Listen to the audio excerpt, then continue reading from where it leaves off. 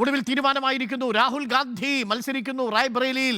അമേഠിയിൽ മത്സരിക്കുന്നത് കിഷോരി ലാലാണ് എന്നാണ് മനസ്സിലാക്കുന്നത്. ശരത് കെ ശശി നമുക്കൊപ്പം ചേരും.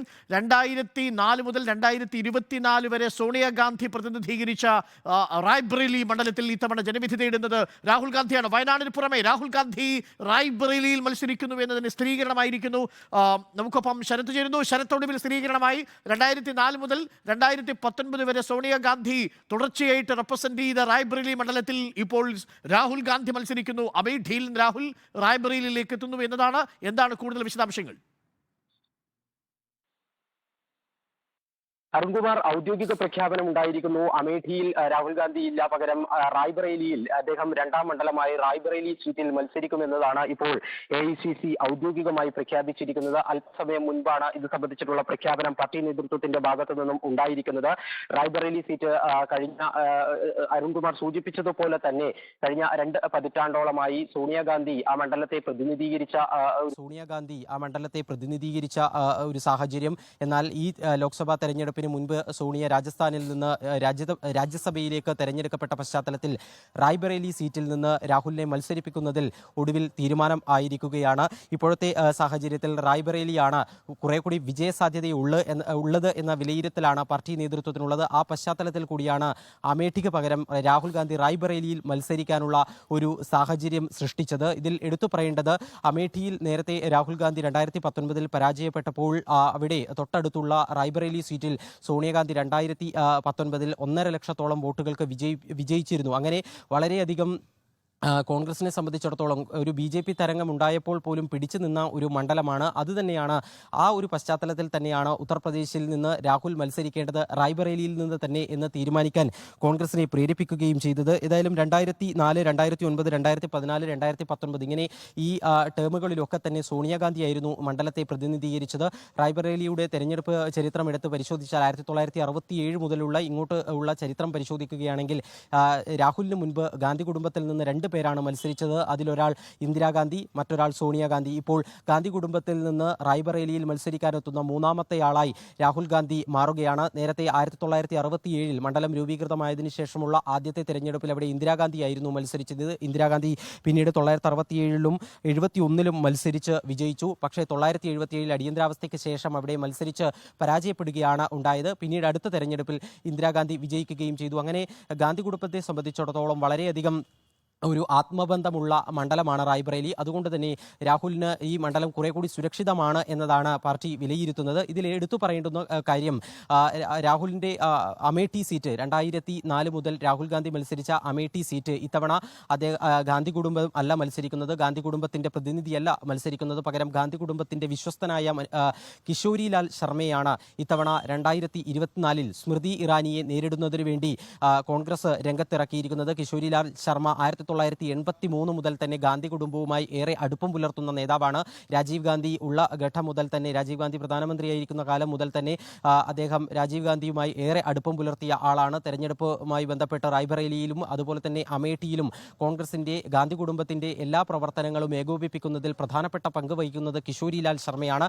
അതുപോലെ തന്നെ സോണിയാഗാന്ധി ആദ്യം തെരഞ്ഞെടുപ്പ് രാഷ്ട്രീയത്തിലേക്ക് രംഗപ്രവേശം ചെയ്യുന്നത് 1999 അമേഠിയിലൂടെയാണ്. ആ അമേഠി മണ്ഡലത്തിൽ 1999 സോണിയാഗാന്ധി എത്തുമ്പോൾ സോണിയാഗാന്ധിയുടെ ഏറ്റവും അടുത്ത അനുയായിയായി കിഷോരി ലാൽ ശർമ്മ അമേഠിയിലുണ്ടായിരുന്നു. പിന്നീട് അമേഠി വിട്ട് റായ്ബറേലിയിൽ മത്സരിക്കാൻ സോണിയാഗാന്ധി തീരുമാനിച്ച ഘട്ടം മുതൽ സോണിയക്കൊപ്പമായിരുന്നു കിഷോരി ലാൽ ശർമ്മ പ്രവർത്തിച്ചിരുന്നത്. 2019 തെരഞ്ഞെടുപ്പിന് ശേഷം മണ്ഡലവുമായി ബന്ധപ്പെട്ട് എല്ലാ പ്രവർത്തനങ്ങളും MP എന്നുള്ള നിലയിൽ, MP യുടെ അഭാവത്തിൽ എല്ലാ പ്രവർത്തനങ്ങളും ഏറ്റെടുത്ത് നടത്തിയതും കിഷോരി ലാൽ ശർമ്മയാണ്. ഇതാണ് ഈ 2 സ്ഥാനാർത്ഥികളുടെയും ഒരു പൊതു സാഹചര്യം. ഇനി രാഹുലിന്റെ സ്ഥാനാർത്ഥിത്വവുമായി ബന്ധപ്പെട്ടിട്ടുള്ള മറ്റ് ചില കാര്യങ്ങൾ കൂടി പരാമർശിച്ചു പോകേണ്ടതുണ്ട്. സ്വാഭാവികമായും രാഹുൽ റായ്ബറേലിയിൽ മത്സരിക്കാൻ വേണ്ടി വരുമ്പോൾ അവിടെ ഇനി ഏറ്റവും പ്രധാനപ്പെട്ട ചില വെല്ലുവിളികൾ കോൺഗ്രസും രാഹുൽ ഗാന്ധിയും നേരിടാൻ വേണ്ടി പോകുന്നത്, രാഹുലിന്റെ സാന്നിധ്യം ഇനി ഒരു മൂന്ന് ഘട്ടങ്ങളിലെ തെരഞ്ഞെടുപ്പുകളിൽ ഉണ്ടാകില്ല എന്നുള്ളതാണ്.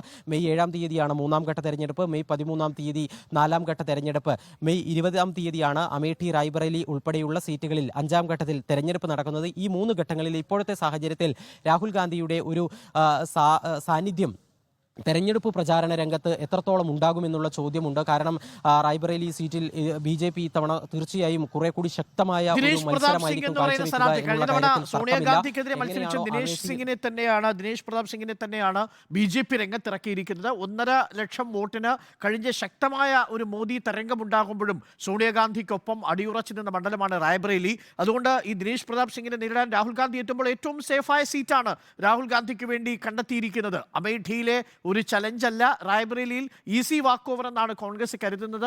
പക്ഷേ പ്രധാനപ്പെട്ട കാര്യം ഈ രാഹുൽ ഗാന്ധി 5ാം ഘട്ട തെരഞ്ഞെടുപ്പിന്, അതായത് മെയ് 20-ാം തീയതി വരെ നീളുന്ന ആ പ്രക്രിയയുടെ ഭാഗമായി മറ്റു പലയിടങ്ങളിലും ക്യാമ്പയിൻ ചെയ്യാൻ രാഹുൽ ഗാന്ധിയെ കിട്ടാൻ സാധ്യതയില്ല എന്നുള്ളതാണല്ലേ?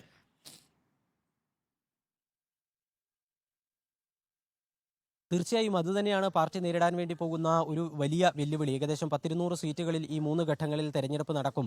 നമ്മൾ ഈ Raebareli seat easy walk over എന്ന് പറയുമ്പോൾ അത് ആപേക്ഷികമാണ്. അമേഠിയുമായി താരതമ്യം ചെയ്യുമ്പോൾ റായ്ബറേലി സീറ്റ് വളരെയധികം BJPയെ സംബന്ധിച്ചിടത്തോളം ഒരു ദുർബലമായ സ്ഥാനാർത്ഥി എന്നതൊക്കെ വിശേഷിപ്പിക്കുകയും ചെയ്യാം. അമേഠിയേക്കാൾ വിജയസാധ്യത കോൺഗ്രസിന് ഈ റായ്ബറേലി സീറ്റിൽ ഉണ്ട് എന്നത് യാഥാർത്ഥ്യവുമാണ്. പക്ഷേ നമ്മൾ കണക്കുകൾ കാണേണ്ടത് 2014 3.5 ലക്ഷത്തോളം വോട്ടുകൾക്ക് സോണിയാഗാന്ധി വിജയിച്ച മണ്ഡലമാണ്. അവിടെയാണ് ആ ഭൂരിപക്ഷം നേർപകുതിയാക്കി കുറയുന്നത്, 1.5 ലക്ഷം വോട്ടുകൾ എന്ന നിലയിലേക്ക് കുറയുന്നത്. സാധാരണ ഈ അമേഠിയുടെ കാര്യത്തിൽ BJP പയറ്റി തെളിഞ്ഞ ഒരു തന്ത്രമുണ്ട്. അവരുടെ എല്ലാ സംഘടനാ സംവിധാനത്തെയും അവരുടെ ആളും അർത്ഥവും എല്ലാം തന്നെ ഗാന്ധി കുടുംബത്തിലെ ഒരു നേതാവിനെ പരാജയപ്പെടുത്തുന്നതിന് വേണ്ടി കേന്ദ്രീകരിക്കുന്ന സാഹചര്യം. അതാണ് 2019 കണ്ടത്. അതിന്റെ റിസൾട്ട് ഉണ്ടാവുകയും ചെയ്തു. രാഹുൽ ഗാന്ധി 1.5 ലക്ഷം വോട്ടുകൾക്ക് അവിടെ പരാജയപ്പെട്ടു. അതേ രീതിയിൽ BJP ഏതായാലും രാഹുൽ ഗാന്ധി റായ്ബറേലിയിൽ മത്സരിക്കാൻ വരുന്നു എന്ന് ഉറപ്പായ സാഹചര്യത്തിൽ ഇനി BJP ഈ ഉത്തർപ്രദേശിലെ 80 മണ്ഡലങ്ങളിൽ ഏറ്റവും പ്രാമുഖ്യം നൽകിക്കൊണ്ട് തെരഞ്ഞെടുപ്പ് പ്രചാരണം നടത്താൻ വേണ്ടി പോകുന്നത് ഈ മണ്ഡലത്തിലായിരിക്കും. മറ്റൊരു ശ്രദ്ധേയമായ കാര്യമുള്ളത്, ശരത്തെ, നേരത്തെ കിഷോറിലാൽ ശർമ്മ വരുന്നതിന് മുൻപ് ഒരുപക്ഷെ മണ്ഡലം വെച്ചുമാറും. അതായത് രാഹുൽ ഗാന്ധി റായ്ബറേലിയിലേക്ക് പോവുകയും പ്രിയങ്ക ഗാന്ധി അമേഠിയിൽ മത്സരിക്കുമെന്നാണ് നമ്മൾ കേട്ടത്. പ്രിയങ്ക ഗാന്ധി ഈ തെരഞ്ഞെടുപ്പിൽ മത്സരിക്കുന്നില്ല എന്നതും തീരുമാനമായിരിക്കുന്നു അല്ലേ?